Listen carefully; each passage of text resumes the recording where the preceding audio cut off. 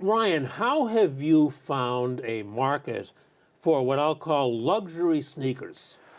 Yeah, the sneaker market has really evolved, even since the 5 years that Greats has been in the market. And sneakers have become the social currency of kids and adults.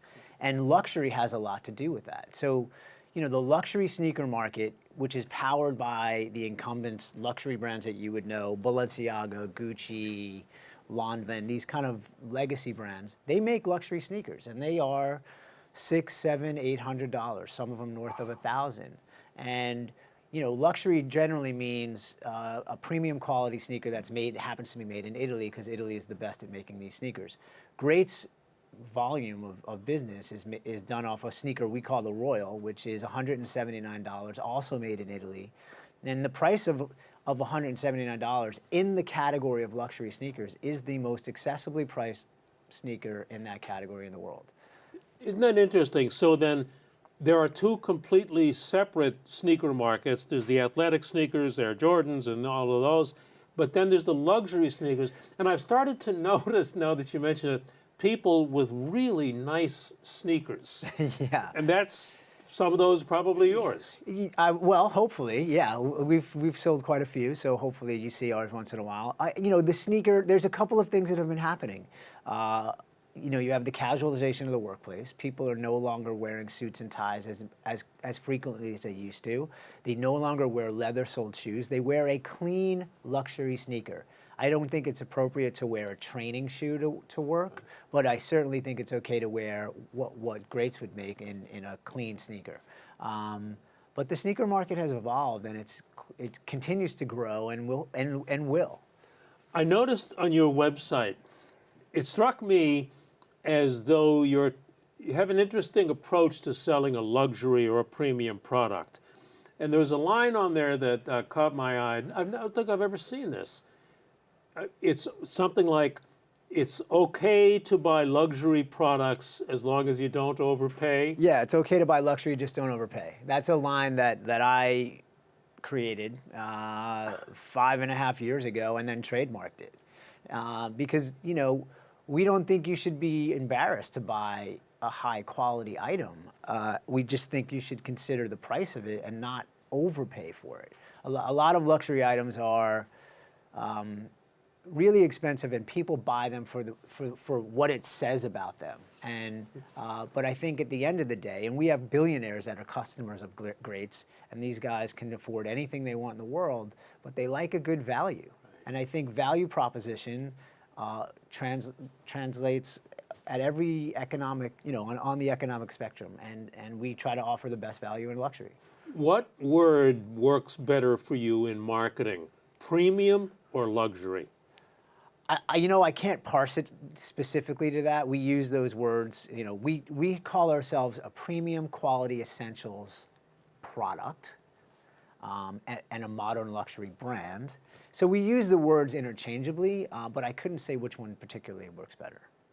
And you're also, if the others are $700, $800, $900, you're a modestly priced luxury product. It really seems as though you're going for the top of the middle and the lower of the top markets here. Just trying to find a new category. Yeah, look, prices of sneakers have gotten quite expensive, even for running shoes. A running shoe costs $150. So our luxury sneaker is not much more than that.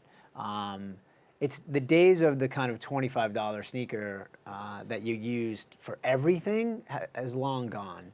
The sneaker industry started to make specific use cases for a sneaker. You had a running sneaker, you had a workout sneaker, you had a cycling product. Everything you did had a different sneaker for it. Our shoes we're not a technical sneaker brand, so we're not rooted in sport the way Adidas would be, or You're a Nike. fashion brand. We're a lifestyle brand. Lifestyle That's right. brand. So we make shoes. What we say is we make shoes for off the court, which is where you spend most of your time, even if you're a professional basketball player. How about Brooklyn as a marketing word? Yeah. Yeah? Well, it's more than a marketing word. It's a provenance. I moved back from Santa Monica, California, where I had lived for almost my entire adult life, to launch Greats in Brooklyn. And I just felt that There were a couple of reasons. One, Brooklyn was becoming and is now and continues to be a place where, millennials and younger are going to. It's just, if you travel from around the world and you come to New York, you're going to go to Brooklyn. Right through Manhattan, Yeah. train in and subway out. Yeah, and it's not any cheaper anymore, and all of that's gone. Great food, great culture. It is really a cultural campus of things that matter for generations that I'm positioning GREATS for, millennials and younger. And then of course, I started to do some research, and I realized that there's never been a sneaker brand founded in Brooklyn. At some point in time, Brooklyn pretty much launched some sort of business in almost everything. Yeah. Standard Oil started in Brooklyn. Pharmaceuticals started in Brooklyn. Beer, clothing, but never a sneaker brand. And I thought, this is a great time to come here, be the first sneaker brand from Brooklyn. And in 20 years, that's going to mean something. When people think of Nike, they think of Portland, Oregon. When you think of GREATS, you're going to think of Brooklyn. How did you get into Nordstrom?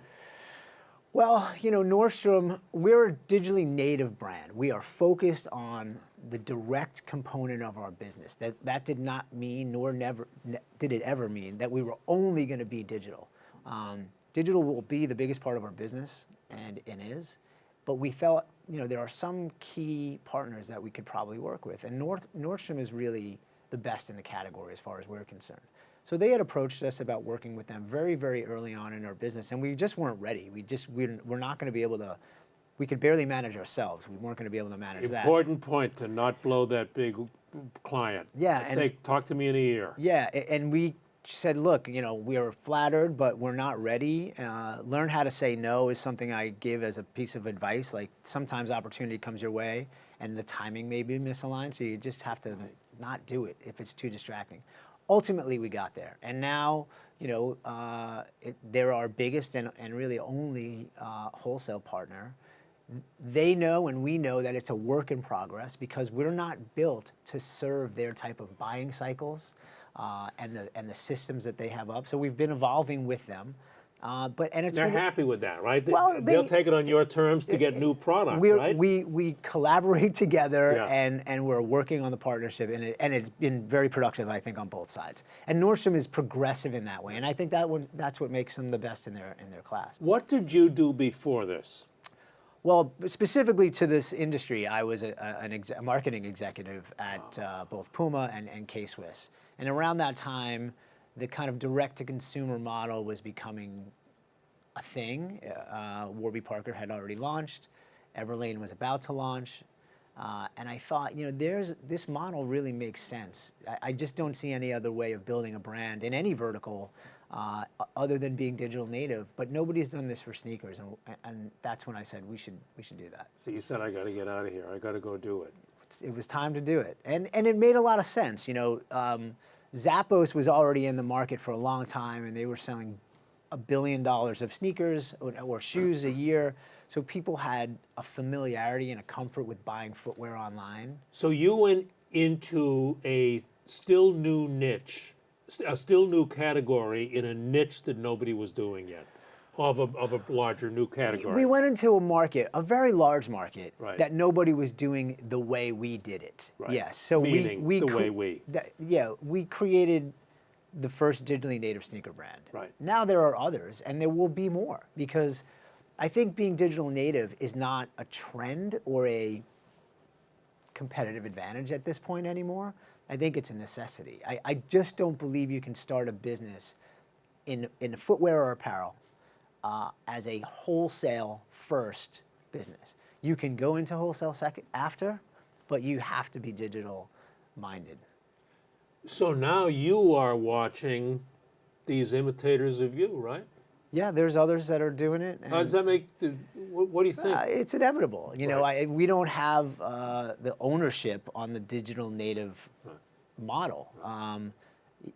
Again, it's like saying 40 years ago, somebody started a shirt brand and they sold it to Macy's, and then somebody else started a shirt brand and sold it to Bloomingdale's. That's just the way it was. And this is no different. It's just this model of direct to consumer is going to be here for forever moving forward. A couple of other questions. I really enjoy your website, and I looked at the people making the sneakers in Italy. Yeah. Why do you feel you have to make them in Italy? Well, we talk about this a lot. You know, it's not that we have to. There's other European. Look, you can make great products in many countries, but Italy is known to be the best in footwear, and we've found that to be true. I think you can make great product in other parts of Europe, but the consumer believes, and I think rightly, that Italy has a special extra on their craft, and that's why we do it. And we want to make sure people know that, because you know, we are paying a premium to make these products there, and we want to make sure the customer understands why. If they think it's $179 is expensive, well, go look at the other Italian options and see where those prices are, and then you start to realize, wow, that's a fraction of what, you know, some incumbent luxury brands are charging for a shoe that may be made in the same factory. And when you look at a new model of yours that's been made by a craftsman in Italy, what is it that you see that makes you think, you know, that's why I come to Italy? I wouldn't get this someplace else. Well, the answer to that is going to be twofold. One, it's certainly in the product. So there's an attention to detail and just a pride. You see it. You can see it. You can see it. You can feel it. The materials. We use premium everything. That's the product. But what you don't see is the treatment of the worker in that factory. And we use a factory which is really the gold standard of ethical treatment of workers. And I'm telling you, every time I go to this factory, which is in the middle of this olive field, and I see how clean it is and how it's like an aircraft hangar. It's massive, 30-foot ceilings, all natural light. They have a home-cooked meal every day for the staff.